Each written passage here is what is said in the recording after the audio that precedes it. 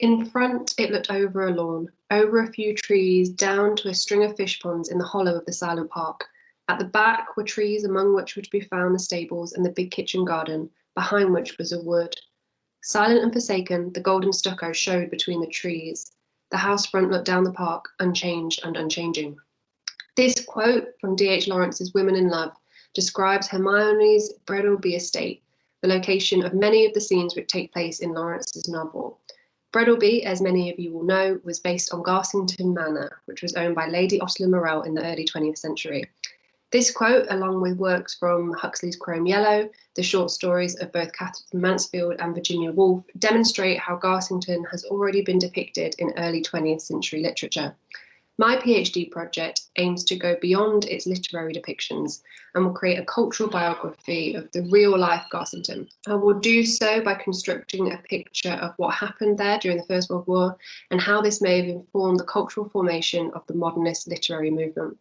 This project, which sits comfortably within literary criticism, biography and cultural history, will examine a range of archival material from residents who stayed at Garsington and use Raymond Williams' concept of a structure of feeling to try to understand and depict both the lived experience of Garsington and how that may have influenced the literature that followed. When beginning this project, one of the first questions I needed to consider was what form it would take. How do you construct a biography of a place which includes many different visitors whose experiences may have varied? Therefore, for the first stage of my thesis, I've been exploring different forms of group and place biography. This slide shows some of the works I've been examining, and it includes texts which focus on a specific time, place, group, or, as is the case for several of them, a combination of all three. My reading has shown many different things, including that dealing with different characters and therefore different sources is likely to be the most difficult part of my own research. For my own project, the photographs here, all of which are from Garsington, demonstrate the huge number of visitors who spent time at the manor. Therefore, the first challenge for my own thesis is drawing from this huge cast whilst not allowing the project to become too vast or overwhelming. Therefore, I have chosen to try and focus on specific events as a way to ground the project in tangible moments rather than trying to examine the overall experience of many different individuals.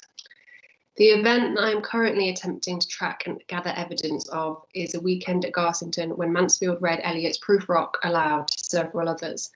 The quote included on this slide comes from Clive Bell, who recalls the scene many years after the fact and includes his list of attendees, which is a very useful starting point for finding further written recollections.